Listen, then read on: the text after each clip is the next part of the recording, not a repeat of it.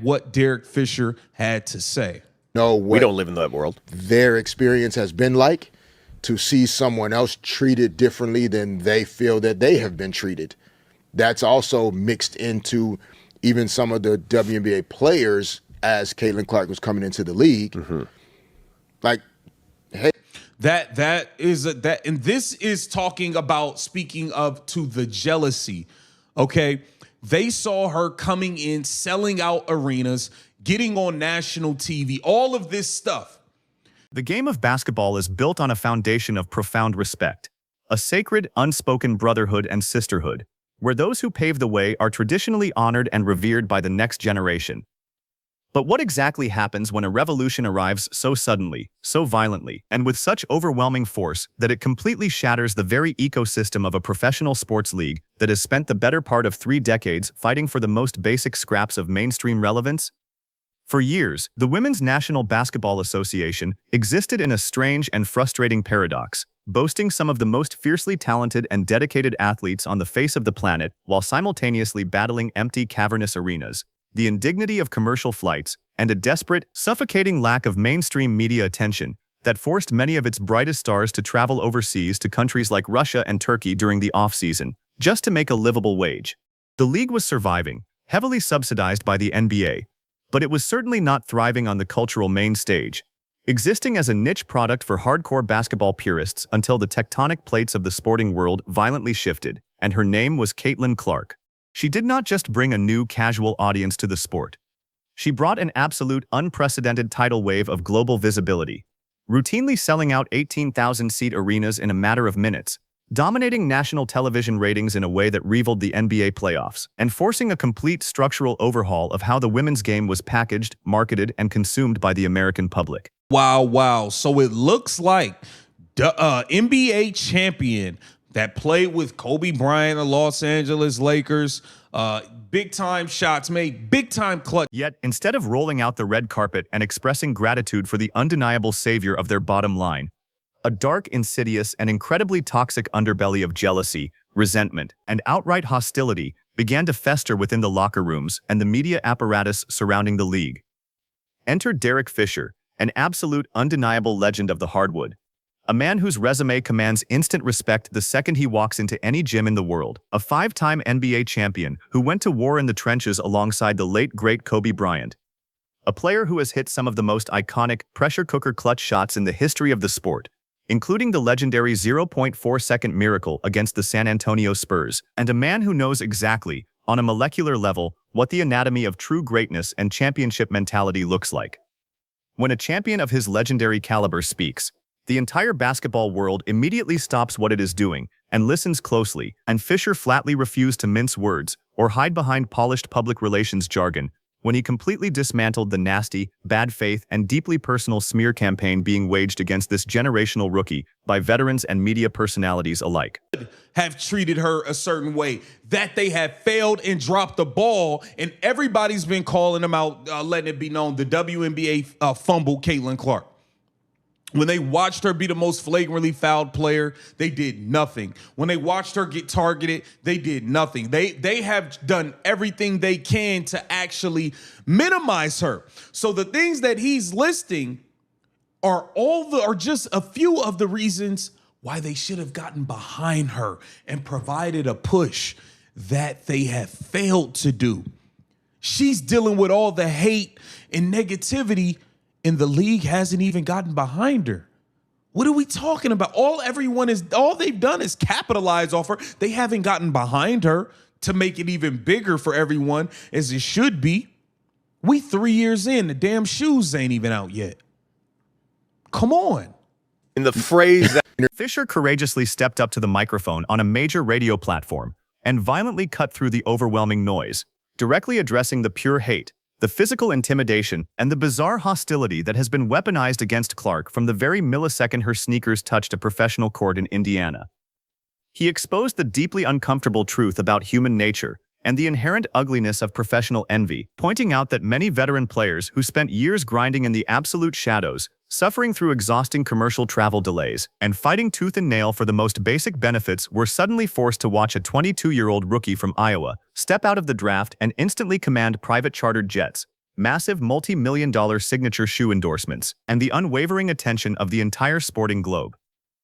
It is, without a doubt, a bitter and difficult pill to swallow for those who feel their past sacrifices are being ignored.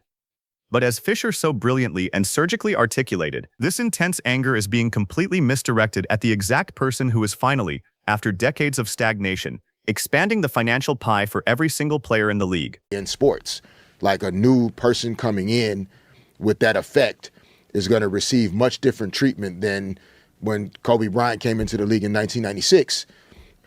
Victor Wembanyama is getting very different treatment than what the number one pick 20 years ago received. And so we also have to kind of keep that in mind as well. But I just, when Carrie Champion or another woman and a woman of color is speaking just about how it looks or is perceived to them in their experience, there's more to it than just like... He highlighted the deep-seated blinding jealousy that heavily clouds the judgment of those who continuously and falsely claim that Clark is somehow receiving unwarranted special treatment from the league, completely and utterly dismantling the fabricated narrative that she is being handed anything on a silver platter or protected by the establishment. The hypocrisy of this narrative is staggering, almost laughable, when you actually sit down, turn on the tape, watch the games, and analyze the deeply flawed officiating that she is subjected to on a nightly basis. Critics, bitter former players, and media talking heads endlessly parrot the malicious lie that Clark is the ultimate beneficiary of superstar foul calls. Yet anyone with functioning eyes can see that she is routinely subjected to some of the most brutal, physical, and borderline flagrant defense in the history of the modern game, constantly absorbing cheap shots, hip checks, and blindside screens, often without a single whistle blowing in her favor to protect her. If you truly want to have an honest conversation about special treatment and superstar whistles, you are forced to look at the other side of the aisle, where established superstars like reigning MVP Aja Wilson routinely march to the free throw line nearly 9 times a single game, or where collegiate superstars like Paige Buchers are heavily protected by the referees from aggressive contact, yet absolutely nobody in the mainstream sports media launches national coordinated smear campaigns against them to discredit their immense talent. The brutal, undeniable reality of the situation is that the WNBA establishment, from the front office down to the officiating crews, fundamentally and catastrophically failed to protect the single greatest financial and cultural asset they have ever been handed in their history, dropping the ball in a historically embarrassing fashion by actively allowing her to be physically targeted, bruised, and marginalized, instead of providing the monumental, league-wide promotional push and on-court protection she so clearly deserved. About it's something way deeper, and that being race. Let's be real. Carrie Champion was mad when she saw Caitlin Clark going off on Bree January on the bench, who's a black assistant coach. That's the reason Carrie Champion was tight. That's the reason she wanted to come out and say something. Like knock it off. We've watched Angel Reese. They essentially watched her get battered on national television, night after night. And instead of taking a definitive, powerful stand to protect their golden goose from what basically amounted to the WNBA's version of the Detroit Pistons' infamous Jordan rules, the league essentially looked the other way, eagerly capitalizing on the massive financial windfall, the sold-out merchandise, and the skyrocketing television rights she single-handedly brought to the table, while simultaneously leaving her entirely alone on a figurative island to fend off a relentless, exhausting barrage of negativity and physical abuse. This is simply not how any competent sports league treats a revolutionary, once-in-a-century talent.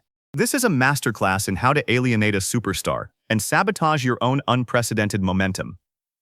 Fisher drew a brilliant, historically accurate parallel to his time in the NBA, reminding everyone listening that generational, transcendent talents always, without exception, disrupt the established status quo and naturally receive a completely different kind of spotlight, pointing out that a global cultural phenomenon like Kobe Bryant entering the league in 1996, or a physical anomaly like Victor Wembanyama arriving today, inherently commands a massively different level of media frenzy, fan obsession, and overall treatment compared to a standard #1 overall draft pick from 20 years ago. I think it does. I think it does. That's all we needed to hear.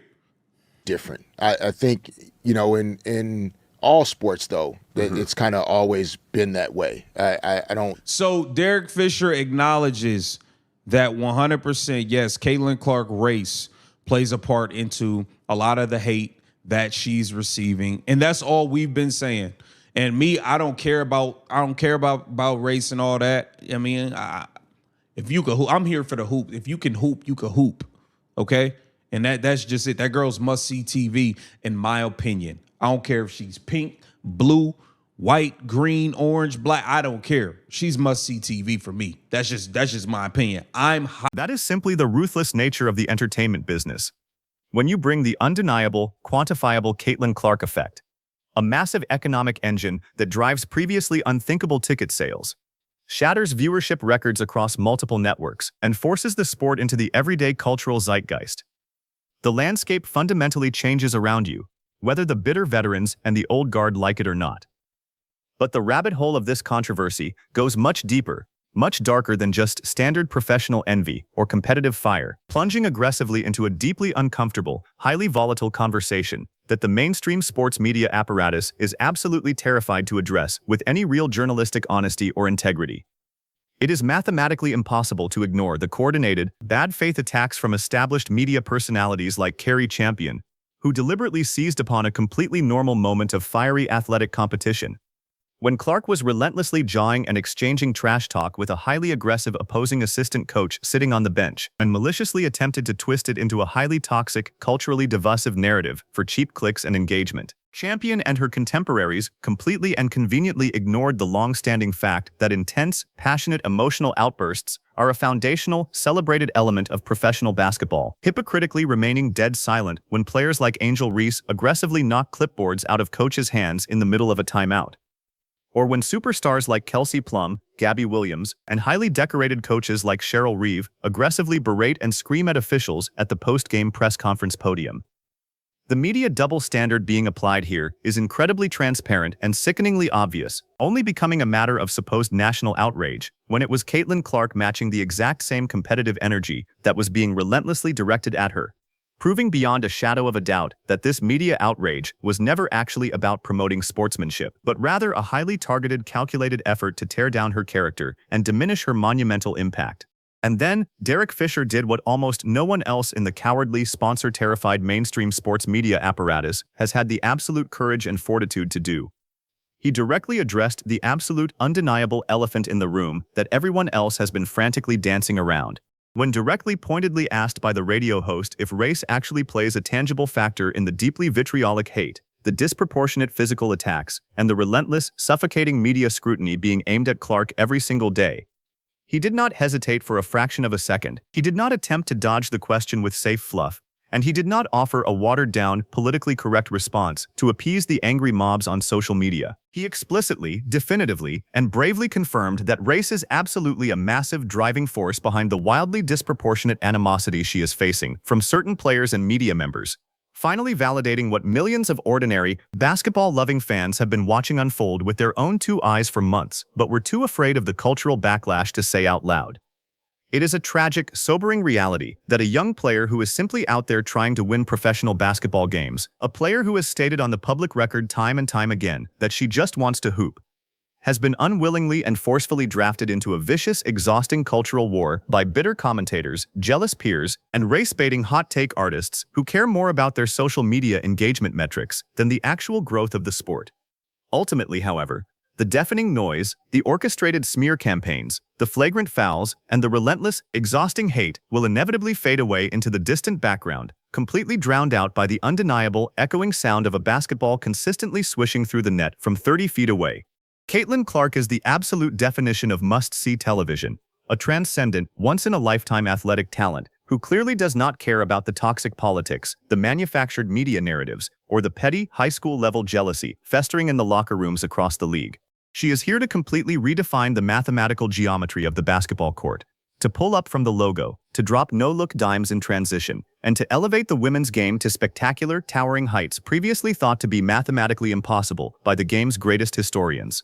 She has already proven beyond a shadow of a doubt that she possesses the elite mental fortitude required to withstand what is arguably the most toxic, high-pressure environment ever artificially created for a rookie in the history of North American professional sports. Responding to the relentless physical targeting, the bruised ribs, and the orchestrated media hit jobs not with endless complaints to the referees, but with deep, demoralizing three-pointers and jaw-dropping, highlight reel assists that leave opposing arenas in a state of absolute, demoralizing shock.